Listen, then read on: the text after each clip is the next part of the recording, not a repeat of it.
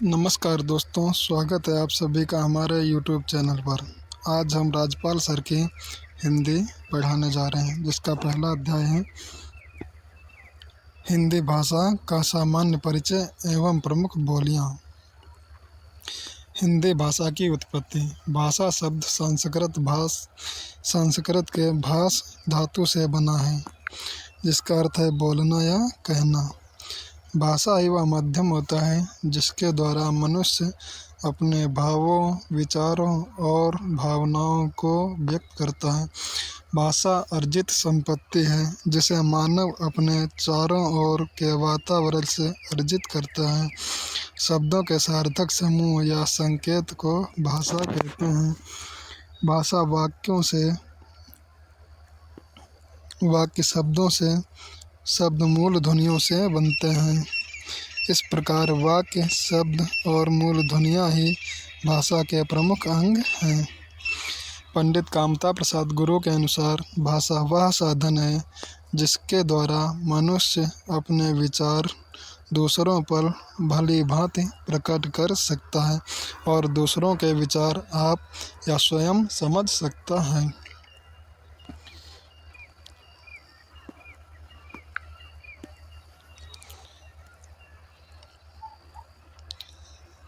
मौखिक भाषा।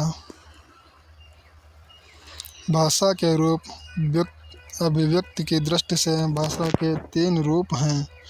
मौखिक भाषा परिचर्चा अर्थात विस्तृत व्याख्या भाषा व मौखिक रूप है।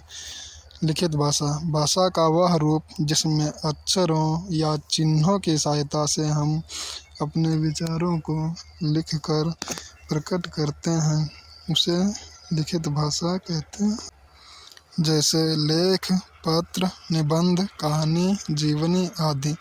सांकेतिक भाषा। जिन संकेतों के द्वारा बच्चे, गूंगे और बहरे अपनी बात एक दूसरे को समझाते हैं, उसे ही सांकेतिक भाषा कहते हैं। कुछ विद्वान भाषा के 2 रूप मानते हैं, मौखिक भाषा, लिखित भाषा। मौखिक भाषा की सबसे छोटी इकाई ध्वनि एवं लिखित भाषा की सबसे छोटी इकाई वर्ग है, जबकि भाषा की सबसे छोटी इकाई वर्ग या अक्षर है। वर्ग। ध्वनि के लिखित रूप को वर्ग कहते हैं एवं वर्गों को लिखने के लिए जिन चिन्हों की आवश्यकता होती है उन्हें लिपि या लिपि चिन्ह कहते हैं, अर्थात ध्वनि के लिपि चिन्हों को वर्ग या अक्षर कहते हैं। भाषा निर्माण की इकाइयों का सही क्रम इस प्रकार है। ध्वनि।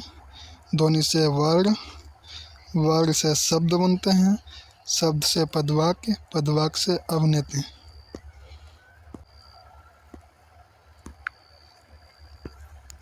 शब्द। वर्णों का सार्थक क्रम जो निश्चित अर्थ दे उसे शब्द कहते हैं।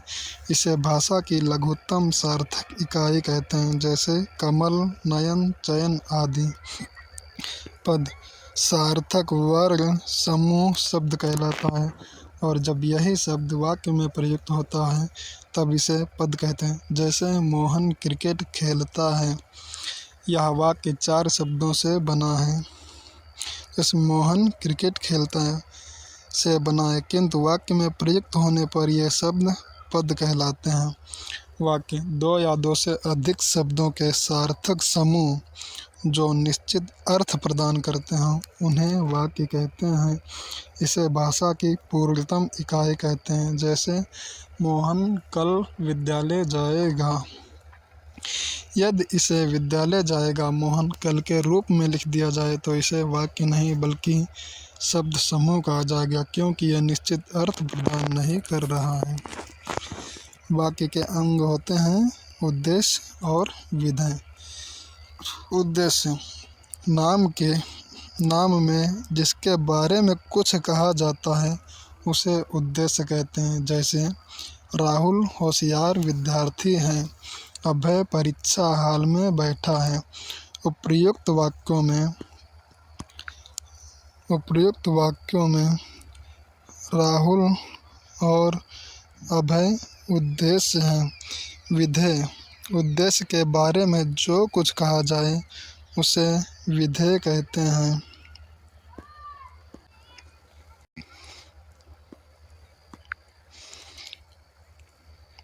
उपयुक्त वाक्यों में राहुल और अभय उद्देश्य हैं। विधेय, उद्देश्य के बारे में जो कुछ कहा जाए उसे विधेय कहते हैं। जैसे चंडीगढ़ एक व्यवस्थित शहर है, राम ने रावण को मारा। उपयुक्त वाक्य में एक व्यवस्थित शहर है और रावण को मारा विधेय है। अवनिति, अवनित के अंतर्गत लिंग, वचन, पुरुष और काल के अनुसार शब्दों में परस्पर संबंध स्थापित किया जाता है।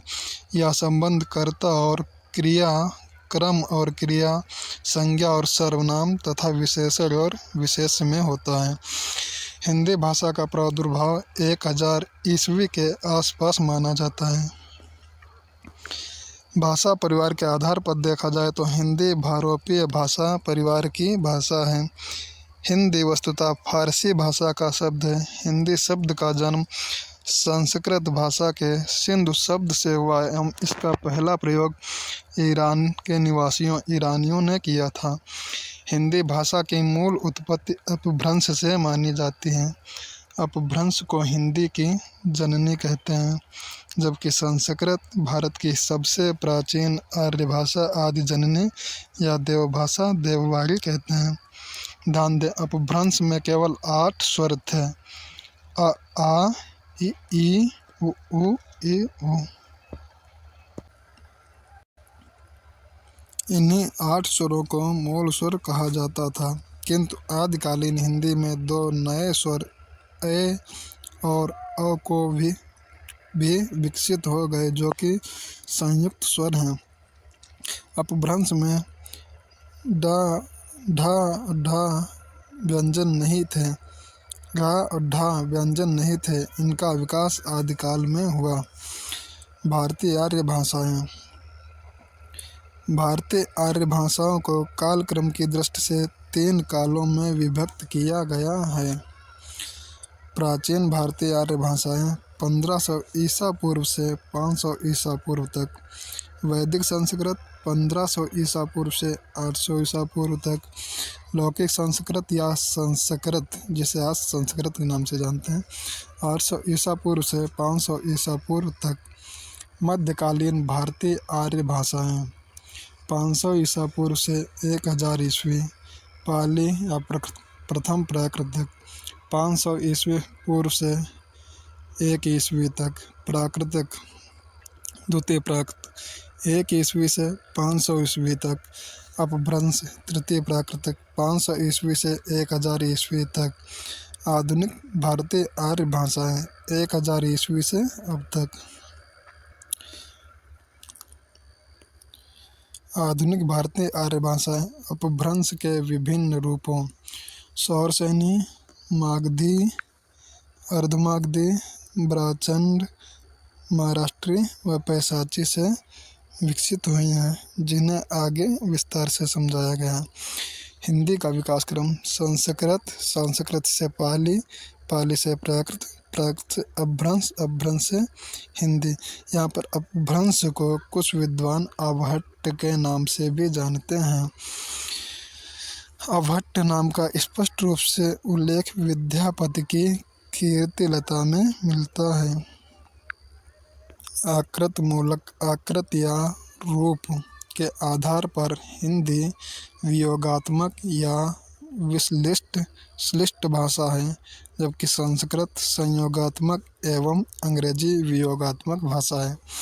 विश्व की 10 सबसे ज़्यादा बोली जाने वाली भाषाओं में हिंदी का तीसरा स्थान है, जबकि अंग्रेजी का प्रथम स्थान एवं चीनी भाषा मंदारिन का द्वितीय स्थान है। परिचयोपयोगी महत्वपूर्ण तथ्य। अपभ्रंश को मध्यकालीन भारतीय आर्य भाषा एवं आधुनिक भारतीय आर्य भाषाओं के मध्य की कड़ी माना जाता है। अपभ्रंश शब्द का सबसे प्राचीनतम प्रयोग भरत मुनि के नाट्यशास्त्र में मिलता है, जिसमें अपभ्रंश को विभ्रष्ट कहा गया है। अपभ्रंश शब्द का प्रयोग आचार्य व्याध पतंजलि के पूर्ववर्ती ने किया था, जबकि अपभ्रंश शब्द का सर्वप्रथम प्रामाणिक प्रयोग पतंजलि के महाभाष्य में मिलता है। चीनी भाषा परिवार एवं तिब्बती भाषा परिवार को एकाक्षरी परिवार की भाषा माना जाता है।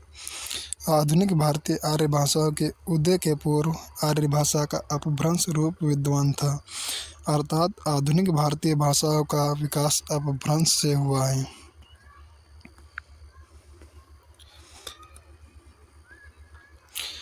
मुंडा एवं संथाली भाषा का संबंध ऑस्ट्रिक भाषा परिवार से है। ब्रजबोली बांग्ला भाषा का कृत्रिम रूप है। रांगली बोली हरियाणा में बोली जाती है।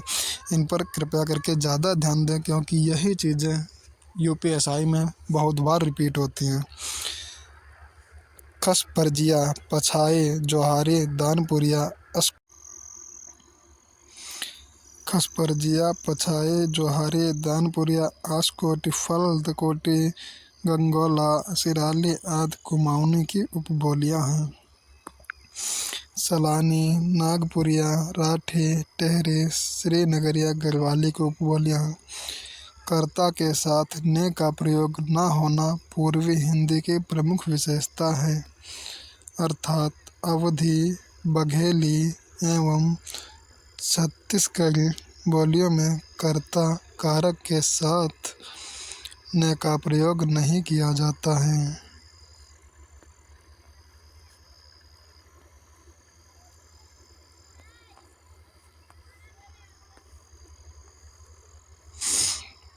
अठारह सौ 35 में लॉर्ड विलियम बेंटिंक ने अंग्रेजी शिक्षा एक्ट को रद्द किया।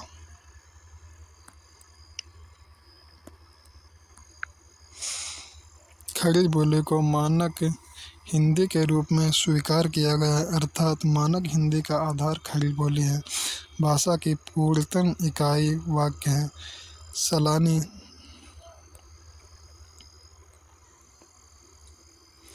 14 सितंबर को हिंदी दिवस के रूप में मनाया जाता है। अनुच्छेद 343 हिंदी को भारत की राजभाषा बताया गया। पाली भारत की प्रथम देश भाषा, इसे सबसे पुरानी प्राकृत भी कहते हैं। राजभाषा आयोग का गठन 1955 में किया गया था। हिंदी भारोपीय भाषा परिवार की भाषा है। भारत की भाषा की सबसे छोटी इकाई वर्ग या अक्षर है। खड़ी बोली हिंदी के प्रथम कवि अमीर खुसरो हैं। हिंदी संस्कृत भाषा की उत्तराधिकारी भाषा है। भाषा के क्षेत्रीय रूप को बोली कहते हैं। हिंदी को विकास प्रदान करने वाली भाषा अपभ्रंश है। उत्तर प्रदेश में राजकीय कार्यों में हिंदी भाषा का प्रयोग किया जाता है। हिंदी वियोगात्मक या विश्लिष्ट भाषा है। खड़ी बोली हिंदी का अन्य नाम कोरवी है। हाड़ौती, डुंडांडी पूर्वी राजस्थान की बोली है। भोजपुरी भाषा का वर्णन 8वीं अनुसूची में नहीं किया गया है। पश्चिमी हिंदी की सर्वाधिक प्रथम बोली ब्रजभाषा है।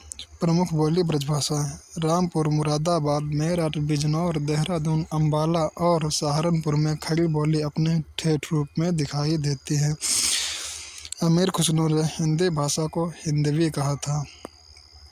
अमीर खुसरो खड़ी बोली में रचनाएं करते थे। हिंदी शब्द का प्रयोग सर्वप्रथम फारसी भाषा की रचनाओं में मिलता है।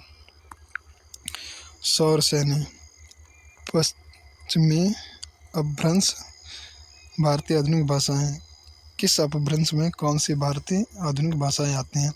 सौरसेनी में पश्चिमी हिंदी, राजस्थानी हिंदी, गुजराती, पहाड़ी।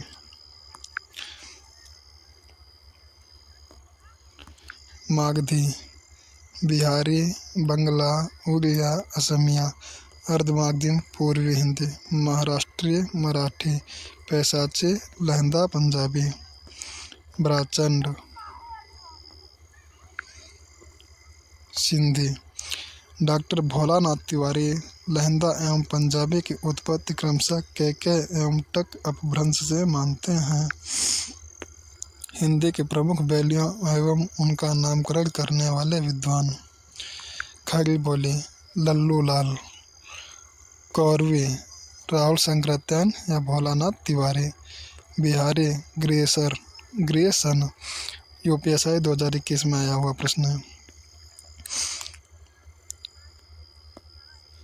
राजस्थानी भाषा ग्रेसन, ब्रजबुली ईश्वर चंद्र गुप्त, भोजपुरी रेमंड, मैथिली काल बुरुल। धन्यवाद। हमारे चैनल को लाइक शेयर और सब्सक्राइब कीजिएगा।